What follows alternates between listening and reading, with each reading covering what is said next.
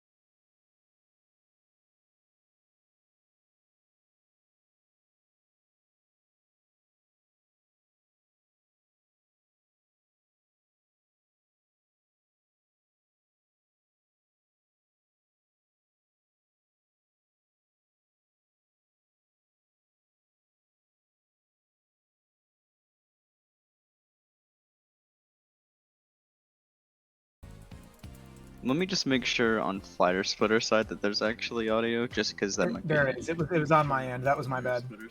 Yeah, there's definitely audio on my end. I'm basically having my stream set up ready. Oh. Alrighty, you can go back doing your thing. Okay, am I back on now?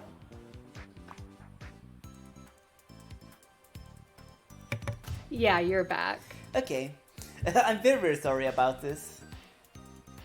But yeah, all right, once again, good luck. Yeah, thank you very much. As I said before I found out the audio was done, I am gonna play Hello Kitty Cruisers for all of you, and this is a mascot racer with the lovely Hello Kitty and all of her lovely Sanrio friends.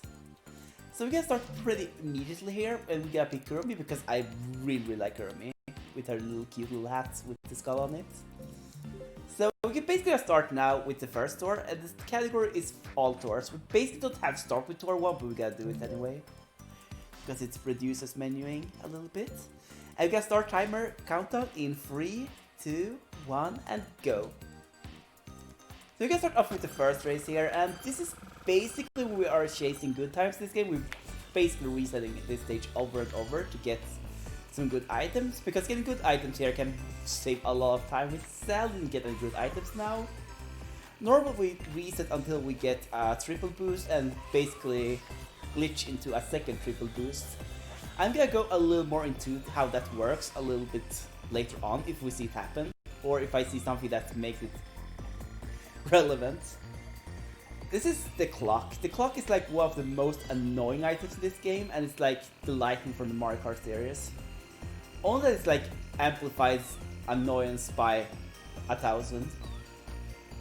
The problem with the clock is that it's, as you can see, a pretty common item for the AI to get, and it doesn't get better by the fact that the item duplication glitch exists in this game, and it works for the AI as well. So if the AI gets a clock, they can like get clocked over and over and over again because of how the algorithm for what item you get is getting skipped. So if you see a clock, you can basically stuck in a long train of clocks. This is definitely not the best start of the run, but it's pretty normal, I would say.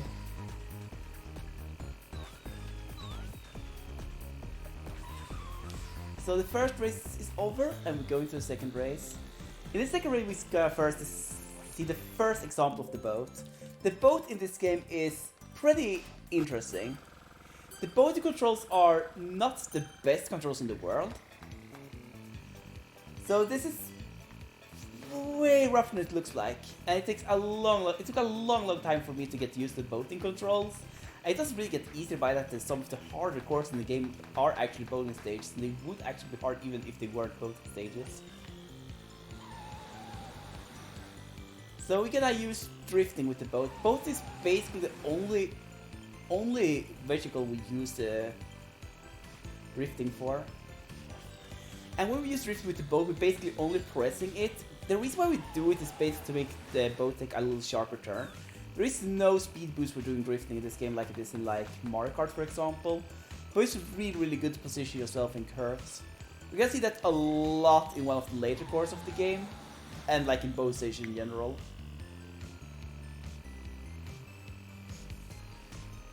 So as we can see now, we basically are drive ahead of the AI here. The AI is really not good in this game. They are really not good. It's very easy to be fooled. They are decent by stage 1, but they are just gonna get worse and worse. As we'll see later on in the run. There are some courses the AI just can't do. This is a very mild example of the bad AI. And I'm already over a lap ahead of them. So there we are, course 2 complete. And now we start with the third course, the first airplane course. Basically this game is like having the 3 vehicles from like Diddy Kong Racing. Which I would lie if I said that wasn't like a little part of what made me interested in this game. The fact that there are like 3 different types of vehicles in it.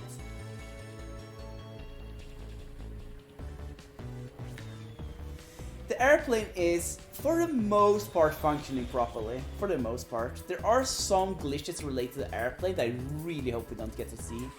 Because sometimes it's like the airplane's getting weighted in one direction. It's gonna be very noticeable when it happens, because it's gonna be like I'm losing control of the airplane. It's gonna be super duper obvious when it happens, if it happens. It's a pretty rare glitch, but I start to see it more and more commonly out of late when I push some boundaries. So I'm really having to look into why it happens, but it's happening rarely enough, so I'm not really feeling to do this right now.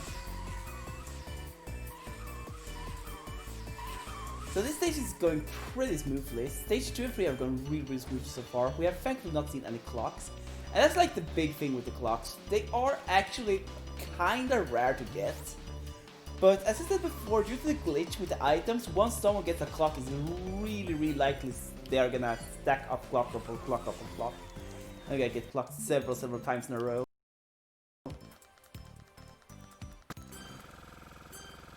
Which makes the clocks in this game so extremely brutal to get. And here's the next level of snow stage. There's actually gonna be some ice here. And yeah, the ice isn't really that slippery as you would expect it to be. It's a little slippery, but not by much. And basically we can just drive right through the ice part, so it's like, even though it's a little slippery, we're not gonna notice it. And there's something interesting happened. We got something I refer to as the glitchy clock. Basically, if we get a clock during a boost pad, it's gonna lock us on a speed that's slightly higher than normal speed.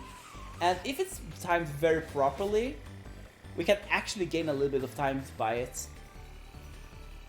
It's very random whether it happens or not though, so it's something you never really rely on. But if you get a glitchy clock, it's like very good. If it's timed perfectly, you can save a couple of seconds by getting a glitchy clock on you. It's pretty rare though, as you have to get clocked, and you have to get clocked at a really specific point for it to really save your time.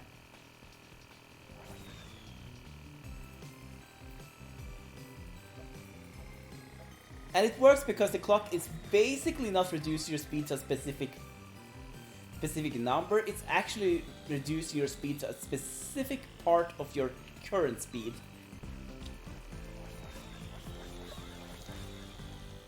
And we're done with first tour, we can start second tour now. Let's get started with the airplane stage. This is the worst stage of the game. Not because it's particularly difficult, but because this game is really prone to crashing. There we go, a triple boost. Now we're gonna start trying for something here. Let's try for something here. We gotta try to clone this triple boost. If it works, we're gonna have a really good race here. If it doesn't work, we're still gonna have a good race because getting just one triple boost is actually pretty rare in this game. Because we are so often in first place, and normally it's impossible to get him in first place. But there are a couple of times you can get it. For example, when it's the first item box in the game, in the stage you get, and when it's the first item box you pick up after you have a triple boost. Sadly, we didn't get the cloning going. It's a very inconsistent trick, and there's like the only big rule for it is that you can't really pick up any box between the box you have, like the box you got the item in, and the next box.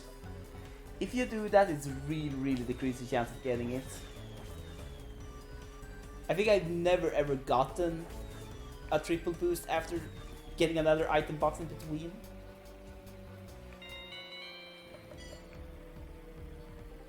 It's a really inconsistent trick, but it's also worth it if you get it. There is a really a possibility of you basically sitting with triple boost throughout the entire race, which is saving you so insanely much time. I think it's possible to save, like, on some races it's possible to save like 30 seconds or something just by getting that perfectly.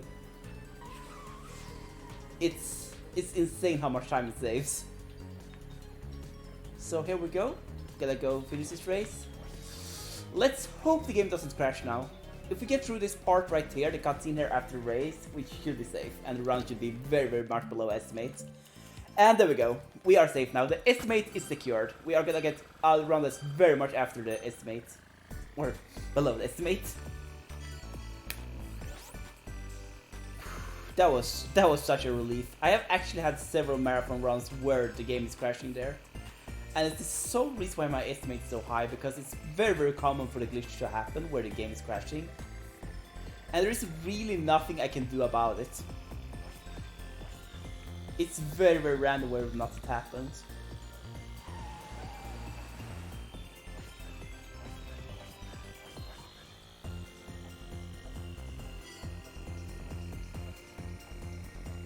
There we go, got a good glitchy clock there.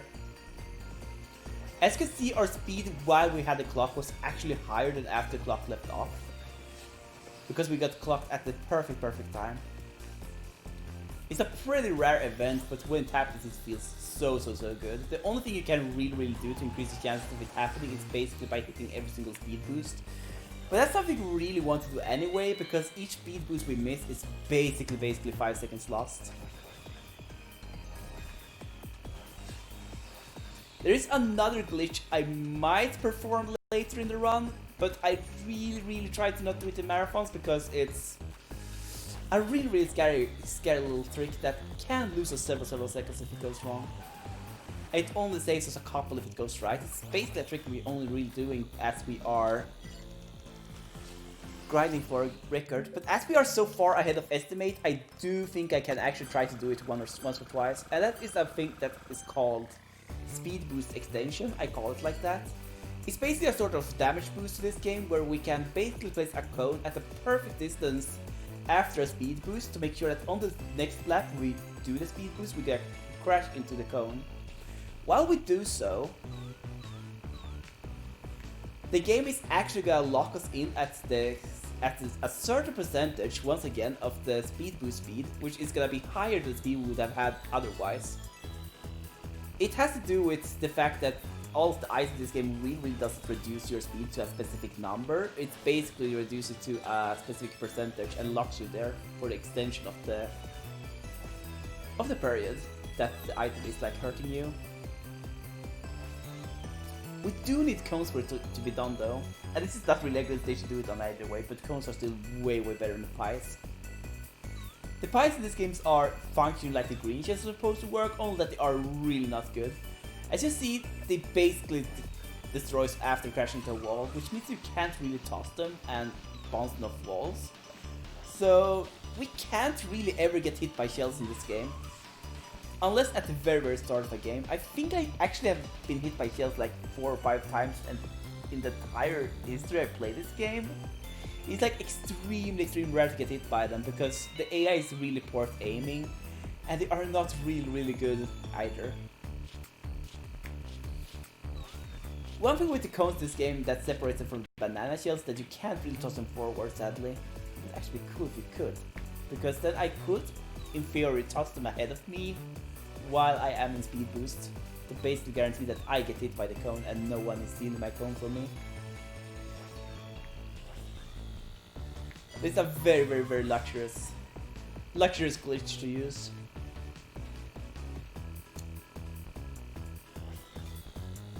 It's very few stages you can actually count on gaining time by using it. There we are. There we are, beautiful. And now we come to the stage with the hardest actual route in the game, which we use for speedrunning. No, it's not the hardest route is going later, but we have the hardest trick. The hardest kinda sorta intended trick. Kinda sorta. And we are actually gonna drift on this course a couple of times. But for a little bit of a different reason and a little bit of a different way than we do with the boat. We are gonna do a little drift here when we come towards the second and third lap. Because there's a glitch that's gonna happen here that basically increases your top speed when we go through that circle to a way higher speed normally. So we can normally not make that turn if we don't drift a little bit like we did there, because the plane's not gonna be able to turn sharply enough. The problem with doing that, however, is that the camera doesn't really follow you when you turn like that. So you basically have to like time it well and like try to use the little line on the ground to try to put yourself. Oh no. Well, it doesn't matter really. I think it's actually better we didn't take the speed booster if we got clocked. Because otherwise we would lose glitchy clock and basically be stuck on a way worse speed. So I really dodged a bullet there by missing that circle. I really missed a bullet by doing that. So third tour, I really dodged a bullet. And this is one of the more nasty courses of this game. Potato Road 3. There we go, got a triple boost. We got ourselves a nice little triple boost. Triple boost on this course is very fickle. It's obviously good to have a triple boost, but the problem with this course is that we don't really care too much about it. What we care about in this course is being on the correct potato cycles.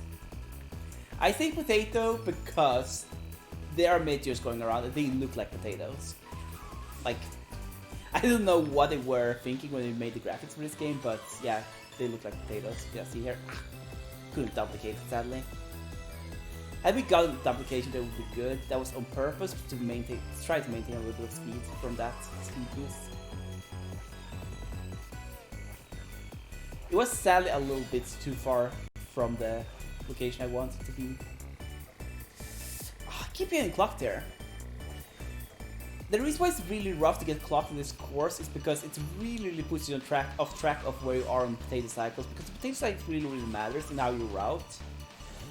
There is a little fundamental rule though with how I go about timing stuff like that. If I'm uncertain, I always go for the potentially fastest route, because going for the potentially fastest route and failing is better from a time perspective than going for the slower route, while you could go for the faster route.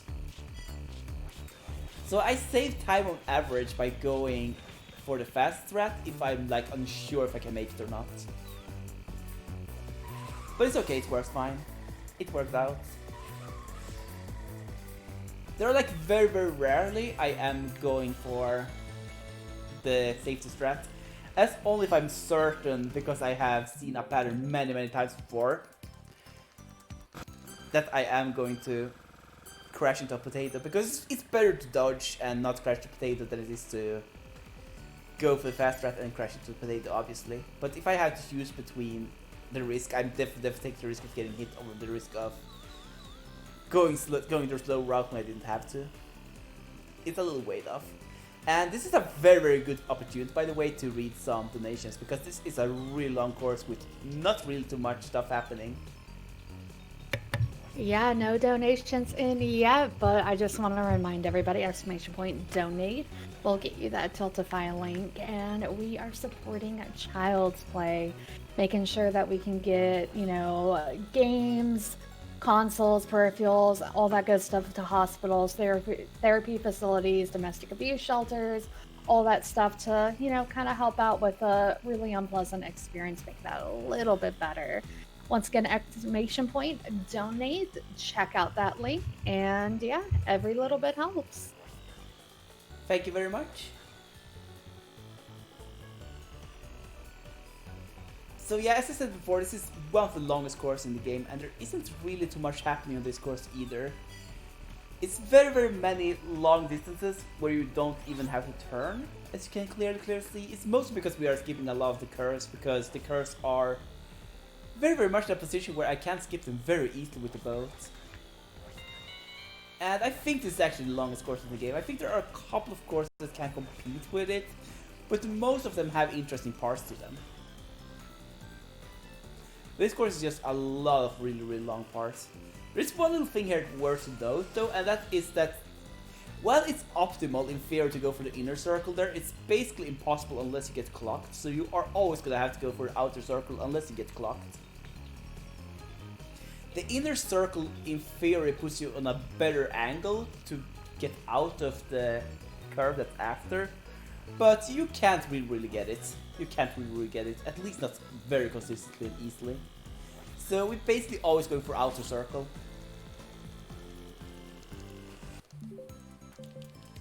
And here we go, airplane. This is one of the more interesting courses in this game. The AI is really not liking this course we're gonna see. We are soon gonna see that AI doesn't really like this course, and they are not liking the initial part of it. Keep a big look on the AI faces on the map, and you'll see that they are really gonna mess up. As you can see, already Hello Kitty is like taking some extra laps there, and yeah, he is stuck there. She's gonna go around and around and around and around, and eventually she can also get stuck into a wall. She got out, thankfully. The AI can get stuck in the wall there, and it's really random how many get stuck. But I have seen races where every single AI has been stuck towards that wall in a very beautiful and long line. Those runs are amazing. That was so not on purpose, but I'm really happy that happened, because I got clocked. So I basically dodged a lot of the clock's time lost there.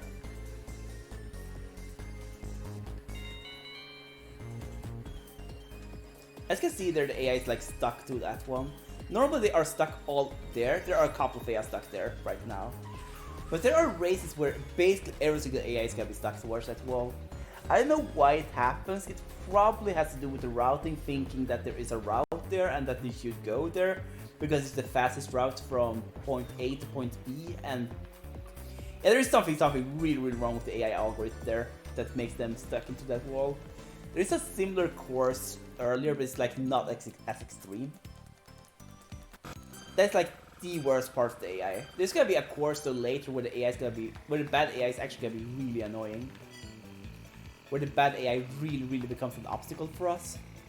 I'm gonna go a little bit more into it when I come there though. Coincidentally, it's also the hardest course in the game, even without the weird AI, so it's really just make that course even more spicy. And that course is probably what I think is the most fun part of this entire run. When I started to play this game, it was my least favorite course of this game. I hated that course so much. And this course is very much the most basic course of the game.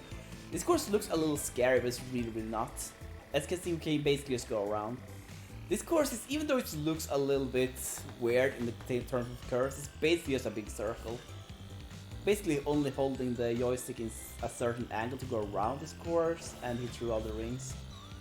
It's just to hold the little joystick in a certain direction and then go around. Letting it go a little bit at times. This is probably the easiest course in the entire game, even though it's very, very late. I don't think it was intentionally meant to be this easy, but it just is.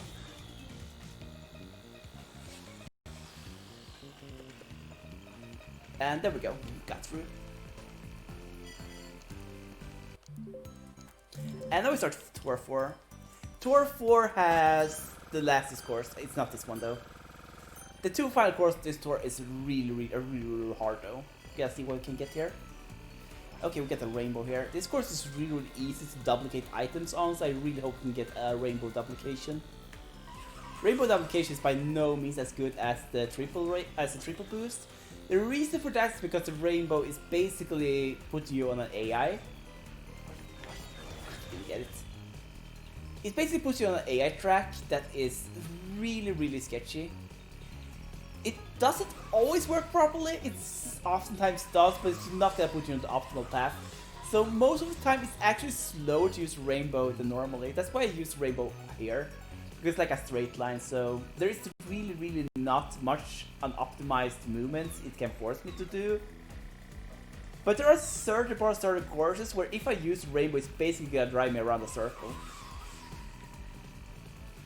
Because the routing for the rainbow is just as bad as the AI routing, really.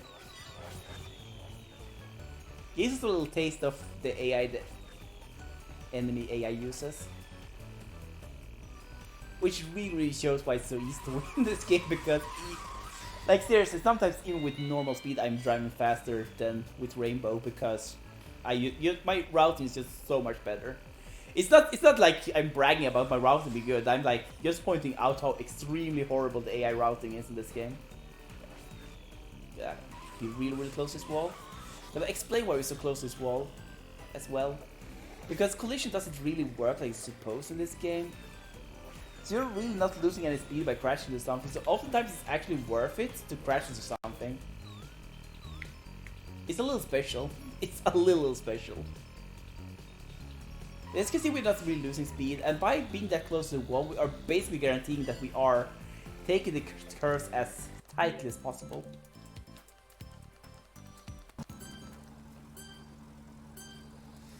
And this is also a really scary course. I actually got a purple this course the other day, because I managed to do the unthinkable. I got a triple boost in this course. Normally it's very close to impossible to get a triple boost on a course. It isn't the first course on that course you're starting in first place. But I managed to do it here and got a new fresh purple here. And the purples are my golds, because I do really like the color purple. So I use purples instead of golds. It's also really fitting to do so in a racing game, I would say.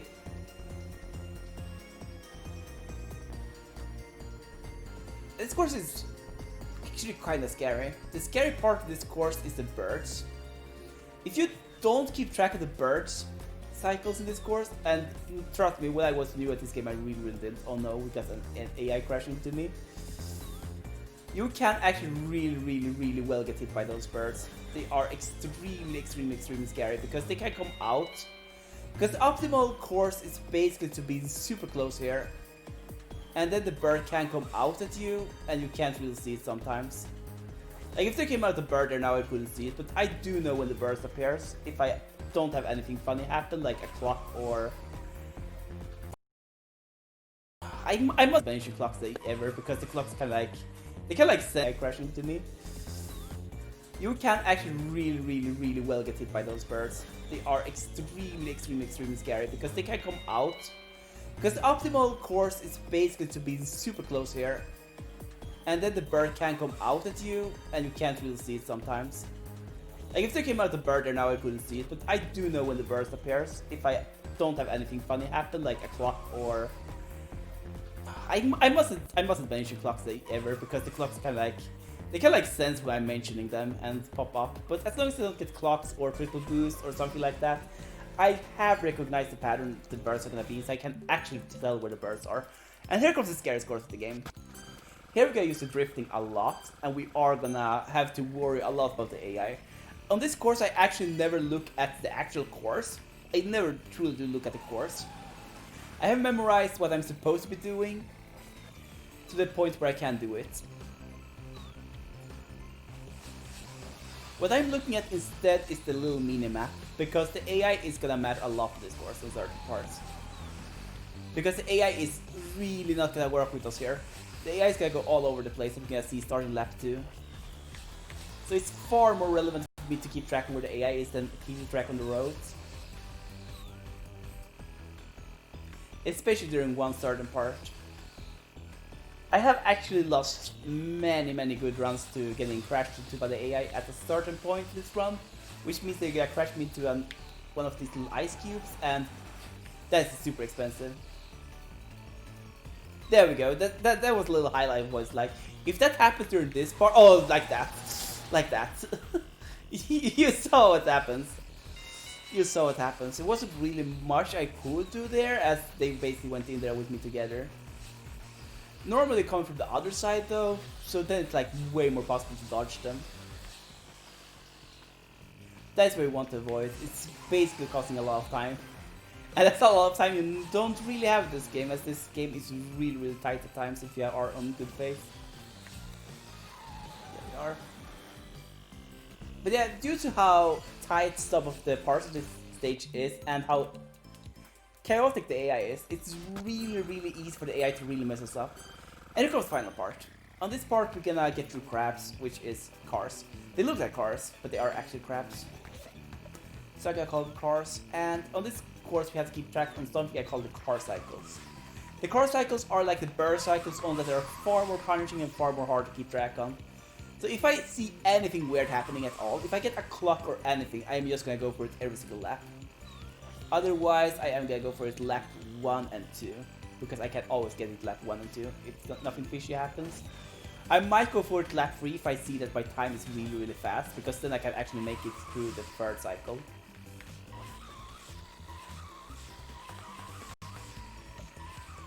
We're actually on really good pace here. I think you can rely on getting it on third cycle. I'm gonna have to do a little bit of. There we go. I think we should be able to do it now. We really think so. I think the probability is like 75% we get through, so I'm gonna get through. Yeah, we got through. We got through just barely. I had to slow down a little bit before, as you saw, by taking a little suboptimal turn to basically make us be slow enough to get through there. And we should be on good pace for the third cycle now, unless we get clocked. But if we get clocked, we can go for it anyway. As I said before, the philosophy is really that if we have a punching part, it's far better to go for it than not to go for it, because it's gonna be so much more punishing to not go for it while we could go for it than it is to go for it while we cannot. Because crashing into something doesn't really lose us that much time. I think we should be able to do it now. Couldn't. We're a little bit too late. We're a little bit late. But still, really good stage here, and we're gonna say time. There we go. There we go.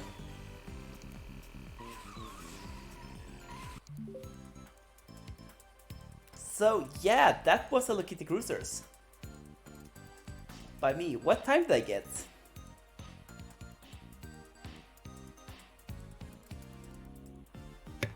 Looks like right around 30 minutes. I'm still waiting for the stream to catch up there. Yeah, that sounds about right.